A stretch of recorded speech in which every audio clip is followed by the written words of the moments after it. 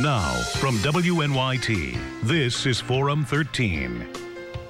Good morning, I'm Phil Bailey. Thanks for joining us on Forum 13 this morning. We're going to talk about an animal rescue with some heartwarming stories. Then we're going to talk about fresh fruits and vegetables, Berkshire grown. But first, HeartsHerd is a place where pets go when they really have nowhere else to go. It's an animal rescue in Rensselaer County. We're joined by Tracy Muscatello, the founder of HeartsHerd. Thanks very much for joining us. Thank you for having me. Tell us how HeartsHerd came about. Well, for the last 20 years, I've had a wonderful business in the Latham area, taking care of clients' animals. And just due to the nature of the business, I would always hear of a dog that might need a home, a litter of kittens that was found abandoned. So I always did do mild rescue, and I sat on the board at a couple of different animal rescue organizations and hosted adoption clinics. But as more and more was accumulating on my plate, and I acquired this beautiful piece of property in Rensselaer County in Buskirk, it seemed like I was really taking on a lot more animals, dogs, cats, horses, goats, geese, ducks, whatever came across my plate. So the last personal rescue I did, where I knew that it was just going to be too much to do on my own without making a non-for-profit and a foundation, was of 3 horses. And as I lied in bed trying to figure out how to do it, the name HeartsHerd came to me because all of my animals herd together and love each other. It's like a grateful heart really does know gratitude. And then it was like God heard my plea of wanting to do a sanctuary, and everything else has just been falling into place. What's the name of your business? It's called Pet Spas of America. Okay, and you're in Latham. In Latham. All right, now HeartsHerd, this is what, 22 acres?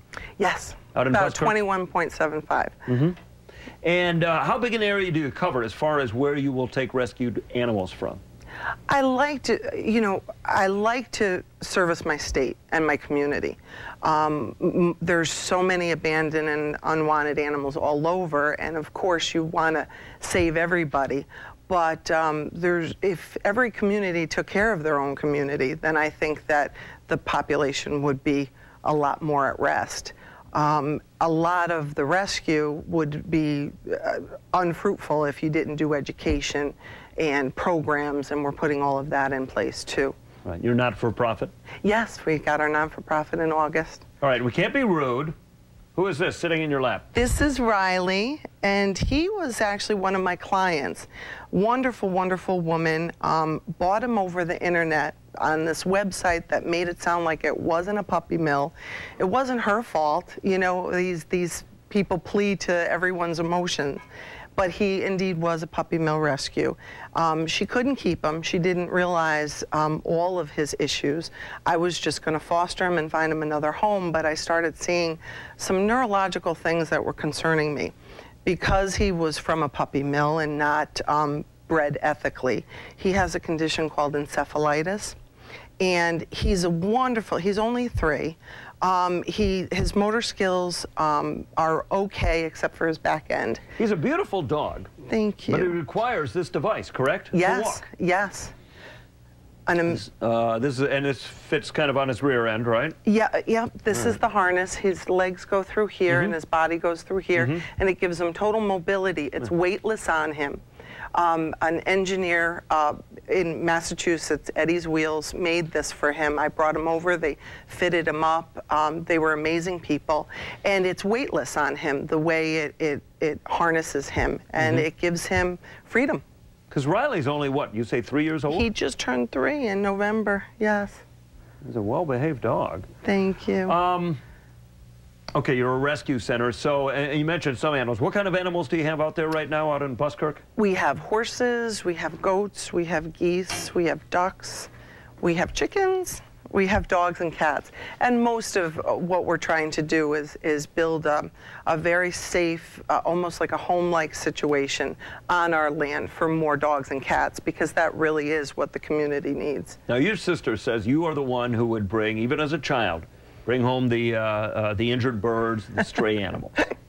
She would say that, yes. I think I started with a worm when I was like Really? 2 years old. You brought home a stray worm. I found a worm in the earth, and I thought it needed companionship. It's probably the happiest worm ever. And how do you acquire your animals? How do you come across them? You know, and that's, again, it's HeartsHerd, because I listen to the story. That's a little bit different than some other rescues, although anybody that does animal work and rescue should be coveted. What I do is listen to the story itself. A client will tell me of someone who passed on and they don't know what to do with the dog and don't want to bring it to a local shelter because it's lived in a home. The last horse rescue I did, it was a neighbor that fell on hard times, really thought he could get up on his feet, couldn't get up on his feet, couldn't feed the horses, and unfortunately they were becoming malnourished. Whatever is told to me, I try to get involved and make a difference. Yeah. Some of these animals, I think you said, or your website may not be adoptable? Yes, we just rescued a pony. Her owner passed away and she was left in a field. And she has melanoma, and she can live with that for a while. But I wouldn't do that to a potential adoptee. Right. She'll have way too many health issues to have someone fall madly in love with her and then have a shorter life. So we give them quality of life and lots of love and almost like hospice care towards the end. There's a little unusual, even for an animal rescue. Someone may want to bond with a horse or a dog, but they can't really keep them. And you can sponsor an animal, or you can come out and bond with that animal. Maybe you can't afford them, whatever. But you can come out regularly and sort of bond with that particular animal? Absolutely, we encourage it, because as much as I love all the animals, they need tons of love, and they like to share that. So clients have come out and seen what we're trying to do, and absolutely the animals love the attention. If someone wanted a horse but wasn't ready for a horse, it's a big commitment. Even a dog, a cat, they can come out and spend some time and get to know the animals. Or if just one of their stories just grabs their heart and they just want to visit and give them a little extra love, they enjoy it. They live for it. It sounds like it might be a good idea for a family, maybe a family with children, who doesn't know whether or not they're ready or they can handle having a dog or a cat or a horse. Absolutely. Come out and sort of give it a trial run. Because you say you will even allow them to return, and they can become friends with one particular animal if that's what they want to do. Absolutely, most definitely. You welcome sponsors. I mean, you are trying to most definitely pay the bills. Right. I don't have anything set in place that you can only come out and visit once a month if you give me a certain amount of money. Right. That's not it. Matter of fact, everything we do is on donation basis. I don't ask for anything, and it's come back to me threefold. Something else that other animal rescues I know have said it is hard to do. You might hold animals for people who perhaps have fallen on hard times, give them time to get back on their feet. Tell me about, there was a woman who had to give up her cats. Yes, it was, I heard of the story through my sister. She was trying to help out her husband, and this woman loved her cats dearly. Went to all the no-kill shelters and no one could, everyone's full. Went to the local animal shelter knowing that the fate might be different, and unfortunately didn't even have the $100, the $25 a cat to surrender them. So she was gonna let them loose in the park. And I met her and I said, listen, let me take them, let me keep them. And there was just something about these 4 cats. I didn't have a plan, but there was something about the 4 cats. I didn't think they should be separated. I felt so bad for the woman. I felt so bad for the cats. So we kept them. And unbeknownst to me, about 6 weeks later, she called me and asked me about the cats, that she had been heartsick and nightmares, but she had gotten back up on her feet. She was getting a job. She had an apartment. And I wouldn't just give her the cats back without making sure everything was in place for the cats, meeting the landlord and making sure she had a good job and making sure she knew the education part of, you need to have a plan. You know, loving an animal isn't enough. You're responsible for feeding them and sheltering them and coming up with a plan for 15 years probably of their life. And anyway, she convinced me, and when I dropped them off, it was really a humbling experience for me, because it was really what I want to do. It was all about what I want to do, helping people, helping animals, and making the connection no matter what purpose they have. This is not cheap. How do you get your funding? Well, right now we're at the grassroots level of it. Again, I have an amazing clientele. I've been in the community for 20 years. I'm telling them what I'm trying to do, and they're just so generous. Making the non-for-profit and being a businesswoman, I like the win-win concept.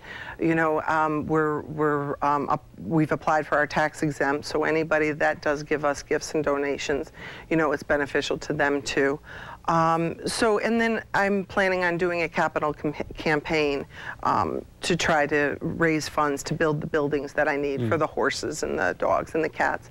But having the business and loving my business, I'd like to build a profit scale within my business so that I don't have to live on solely donations and charity.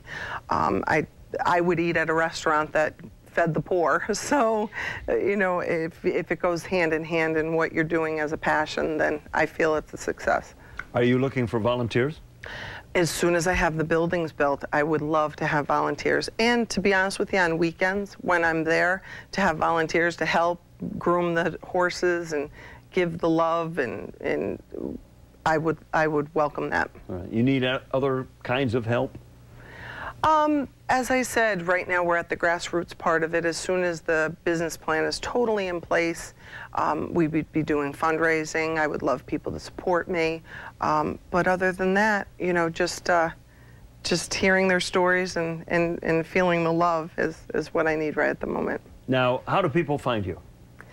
Well, I have a website. HeartsHerd has a website. We're constructing it a little bit better, so it'll be even easier to navigate.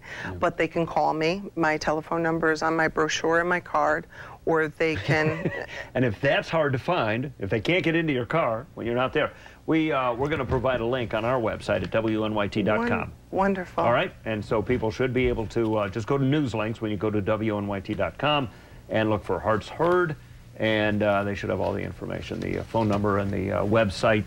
It's a nice website. Now, is Riley an animal that you just could not adopt out? He's come with a pretty expensive vet bill, and he's not a part of HeartsHerd. He was a part of why HeartsHerd became an organization, and he's my private animal, but he has really inspired me to do a lot of puppy mill legislation, do a lot of lobbying, networking with some wonderful organizations in our community to do more for animal rights. Yeah, well, he's a very well-behaved dog.